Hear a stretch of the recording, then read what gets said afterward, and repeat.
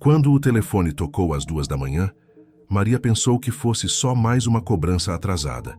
O som insistente cortava o silêncio do apartamento, como se alguém estivesse batendo direto dentro do peito dela. A chamada caiu, voltou, tocou outra vez, 6 vezes, como se quem estivesse do outro lado soubesse exatamente que ela estava ali, acordada pelo próprio medo. Ela atendeu na 7ª. E a voz veio. Maria. Abre a porta para mamãe. O sangue dela não esfriou. Congelou. Aquela entonação, aquela pausa antes do mamãe, aquela dor quase doce na pronúncia, nada daquilo era possível. A mulher que dizia estar ali era a mesma que Maria havia velado 3 anos antes. A mesma cujo caixão ela pagou com dívidas que a acompanharam por meses, como sombras que nunca descansavam. A mesma que ela enterrou enquanto tentava não desmoronar na frente das coroas de flores, dos desconhecidos, do cheiro pesado de velório que grudou no cabelo e permaneceu por dias. A mão dela tremia. Não de medo, ainda não, mas de incredulidade. Era o tipo de espanto que nem encontra nome. Por alguns segundos, Maria ficou parada no escuro, segurando o celular como se pudesse esmagar aquela realidade apenas apertando com força suficiente. O apartamento estava silencioso, do jeito que ela tinha aprendido a amar e temer ao mesmo tempo. Um silêncio limpo, organizado, cuidadosamente construído depois de meses de caos. As plantas que ela mantinha na varanda, a manta dobrada no sofá, o cheiro leve de café da noite anterior, tudo ali tinha sido conquistado com esforço, conta por conta, lágrima por lágrima. E de repente, tudo parecia ameaçado por uma única frase. Maria levantou devagar, como se seu corpo estivesse sendo puxado por uma força que não vinha dela. O chão gelado sob os pés a trouxe de volta o suficiente para perceber que respirava rápido demais. Ela caminhou até a janela, cada passo pesado, quase arrastado. Abriu a cortina só o suficiente para enxergar a rua lá embaixo, e então viu. Debaixo da luz amarelada do poste, parada como se tivesse emergido do próprio asfalto, estava sua mãe. Ou alguém usando o rosto dela. O corpo magro dentro de um casaco gasto, o cabelo mais curto, a postura encolhida. Mas os olhos eram os mesmos. Aqueles olhos que Maria conhecia desde a infância. Olhos que ela chorou por 3 anos. Olhos que ela acreditou jamais ver de novo. O coração dela bateu num ritmo tão forte que parecia querer rasgar a caixa torácica. Por um instante, Maria não sabia se queria correr até lá ou fechar as cortinas e fingir que nada estava acontecendo. Era como olhar para um fantasma que não teve a decência de permanecer morto. Ela afastou uma mecha de cabelo do rosto com mãos trêmulas e percebeu que estava suando frio. A madrugada parecia mais escura do que deveria, e o poste iluminava sua mãe como se estivesse exibindo uma verdade cruel demais para ser ignorada. Maria não abriu a porta. Não ainda. Mas naquele instante, enquanto observava a figura imóvel lá embaixo, algo dentro dela, algo que ela achava ter reconstruído, começou a rachar. Aquela aparição não era o começo de algo novo. Era a devolução de tudo que ela tentou enterrar junto com aquele caixão lacrado. E embora ela ainda não soubesse, o que estava para acontecer faria os 3 últimos anos parecerem apenas o prólogo da dor que estava por vir. Maria ficou parada diante da janela por longos segundos, sem piscar. O vidro frio encostado na testa era a única coisa mantendo seu corpo ancorado na realidade, enquanto a imagem lá embaixo parecia dobrar o mundo em 2. O que ela conhecia até ali e o que estava prestes a engoli-la inteira. A figura parada sob o poste não se mexia. Só respirava no ritmo lento e calculado de quem está acostumado a esperar. O casaco velho balançava levemente com o vento e a luz amarela desenhava sombras duras no rosto. Um rosto que não devia existir. A mão de Maria escorregou do parapeito quando ela se virou. Sentia as pernas fracas, como se o chão estivesse cedendo. O apartamento, antes silencioso e seguro, agora parecia cheio demais, cheio de passado, cheio de perguntas, cheio de algo que ela não sabia nomear, mas que apertava sua garganta. O telefone vibrou de novo, uma única vez. Uma vibração curta, como se fosse uma confirmação. Maria não atendeu desta vez. Apenas caminhou até a porta do apartamento, guiada por um impulso que não era racional, mas também não era totalmente dela. Cada passo ecoava no corredor estreito, revelando um ritmo que não combinava com o que ela sentia por dentro. Por dentro, tudo era caos. Por fora, ela parecia calma demais. Calma como alguém prestes a atravessar um limiar que não deveria ser atravessado. No térreo, o ar estava mais frio. Ela sentia o cheiro de umidade misturado ao odor metálico que sempre permeava o prédio nas madrugadas. Parou diante do portão. Sua mão pairou sobre o trinco. Do outro lado, passos lentos se aproximaram. Filha! Aquela voz não vinha mais do telefone. Vinha da rua. Vinha de perto. Perto demais. Maria inspirou fundo, não para se acalmar, mas para se preparar. A garganta queimava, os olhos ardiam. O coração batia forte demais, como se quisesse avisá-la que ainda dava tempo de voltar para cima, de fechar a porta, de fingir que nada daquilo estava acontecendo. Mas ela abriu. O portão rangeu, deixando escapar para dentro o ar gelado da madrugada. E junto dele, a presença que ela tinha enterrado 3 anos antes. A mulher deu um passo à frente. A luz do poste escorregou sobre seu rosto, revelando marcas novas, rugas fundas, um cansaço que não existia no dia em que Maria a velou. E mesmo assim, era ela. Era impossível negar. A mãe sorriu com a expressão de alguém que ainda acredita ser bem-vinda. Eu sabia que você viria. Maria não respondeu. A língua parecia presa no céu da boca, como se seu corpo se recusasse a formar palavras diante daquela cena absurda. Mas ela recuou um passo, abrindo espaço para a mãe entrar. Não por amor, não por saudade, mas porque precisava entender o que estava acontecendo e porque, no fundo, sabia que não teria paz enquanto não soubesse. A porta se fechou atrás das duas com um clique seco. O apartamento, antes silencioso, agora carregava uma tensão que parecia ter forma. A mãe observava tudo com olhos inquietos, quase emocionados, enquanto Maria permanecia de pé, sem saber onde colocar as mãos, como respirar, como existir naquele momento. O mundo dela não era mais o mesmo. A linha entre vivo e morto, entre passado e presente, entre amor e abandono, tinha acabado de se romper. E essa era apenas a primeira fratura. Se essa história te pegou até aqui, se inscreve no canal. Ainda tem muito por vir. O silêncio que tomou o apartamento depois que a porta se fechou não era o mesmo silêncio de antes. Antes, era um silêncio conquistado, fruto de noites de exaustão, de terapias interrompidas, de dívidas pagas com o próprio corpo latejando. Agora, era um silêncio tenso, carregado, como se cada móvel estivesse observando a intrusa que caminhava devagar pela sala, tocando superfícies com a ponta dos dedos, como quem testa um sonho para ver se é real. A mãe olhava tudo ao redor com uma mistura de nostalgia e estranhamento, como se tentasse encaixar sua ausência dentro daquele espaço que nunca conheceu. Maria, porém, não conseguia desviar os olhos dos movimentos dela. Cada gesto parecia calculado demais, suave demais, familiar demais, e ainda assim, completamente errado.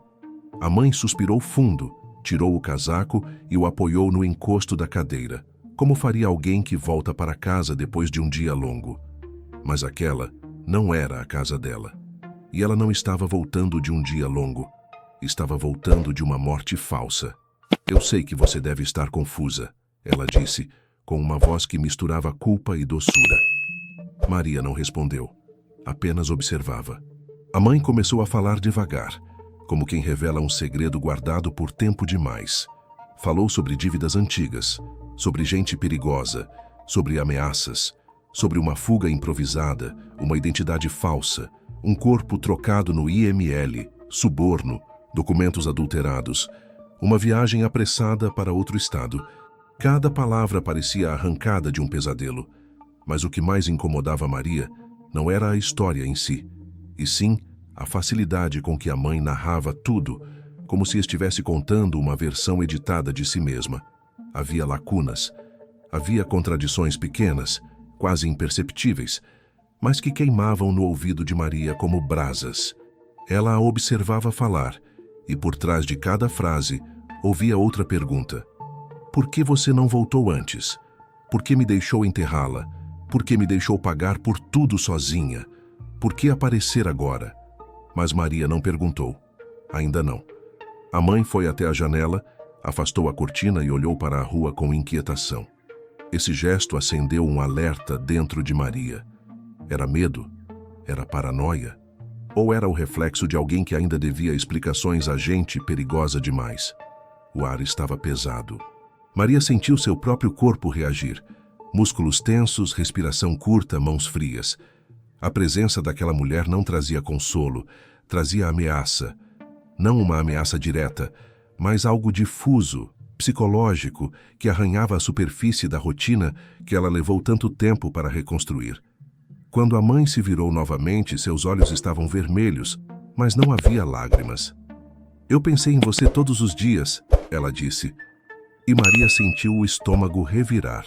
Palavras bonitas demais, tardias demais, leves demais para quem a deixou se afogar em dívidas, remédios e silêncio.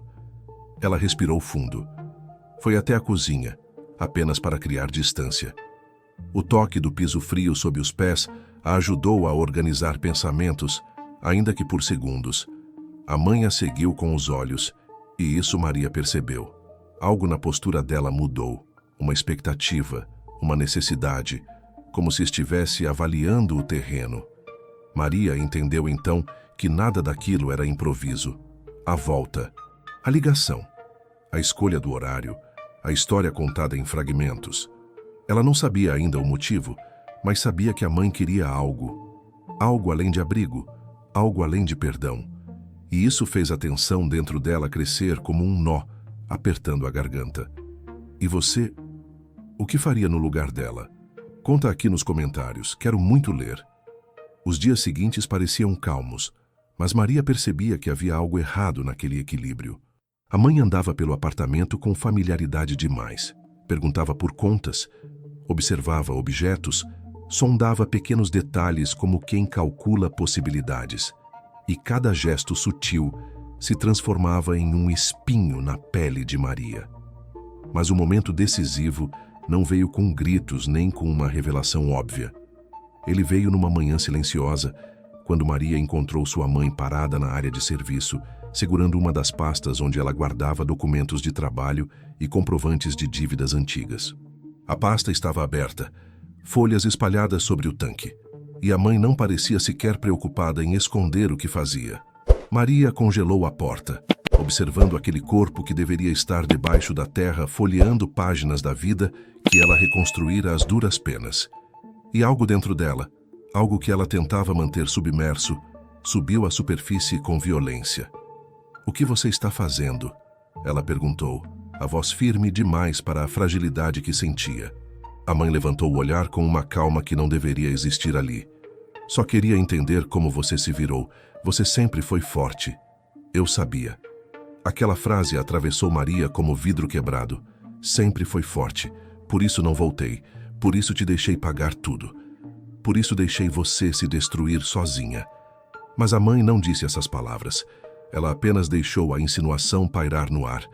E às vezes, insinuações matam mais do que confissões. Maria se aproximou devagar, como se precisasse ver de perto para acreditar. As mãos da mãe folheavam récibos de funerária, comprovantes de empréstimos, cartas de cobrança. Era quase como se estivesse fazendo uma auditoria da dor da própria filha. "Você guardou tudo isso?" a mãe perguntou com um tom que soava quase curioso. "Eu não imaginava que tinha sido tanto, tanto, tanto." A palavra ricocheteou pela cabeça de Maria como uma bala perdida. Ela viu o rosto da mãe. Viu a frieza disfarçada. Viu a ausência de culpa verdadeira. E foi ali, naquele instante minúsculo e devastador, que a mudança aconteceu. Maria sorriu.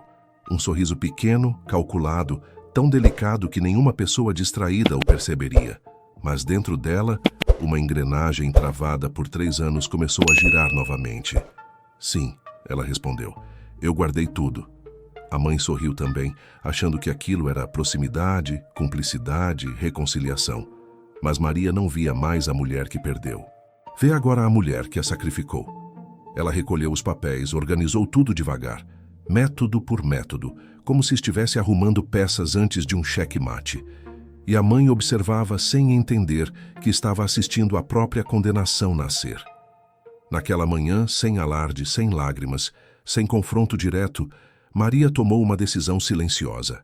Ela não deixaria aquela mulher destruir mais nada. Não a sua vida, não a sua saúde, não o pouco que ela tinha reconstruído.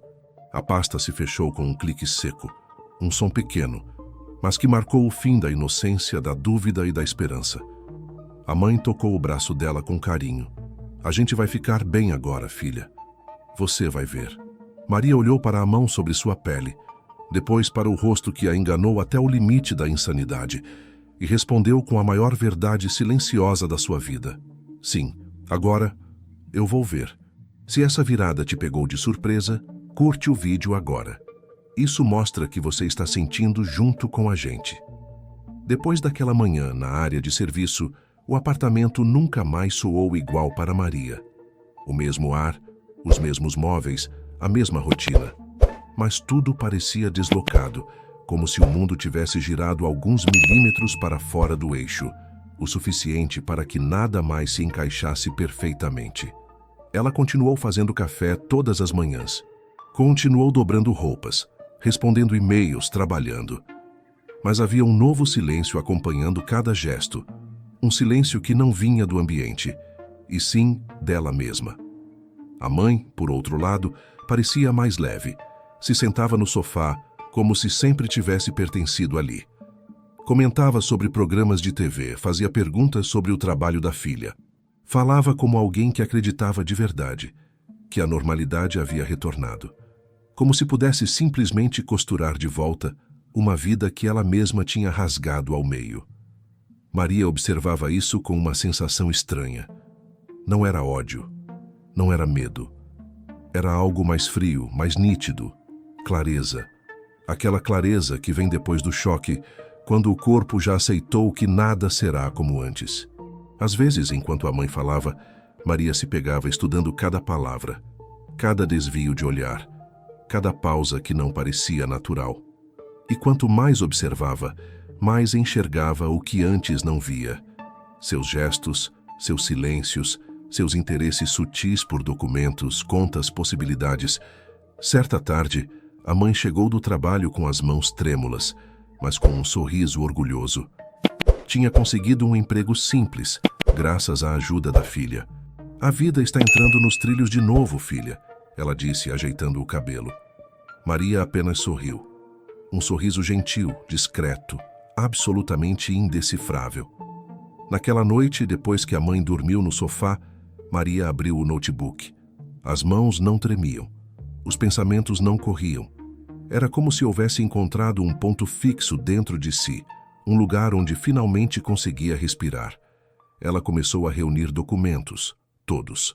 Notas fiscais do funeral, comprovantes das dívidas herdadas, resultados médicos de um período em que mal conseguia levantar da cama, relatórios, receitas, e-mails, prints. Cada item era colocado em pastas numeradas, organizadas, categorizadas. Ela não precisava correr, precisava ser exata.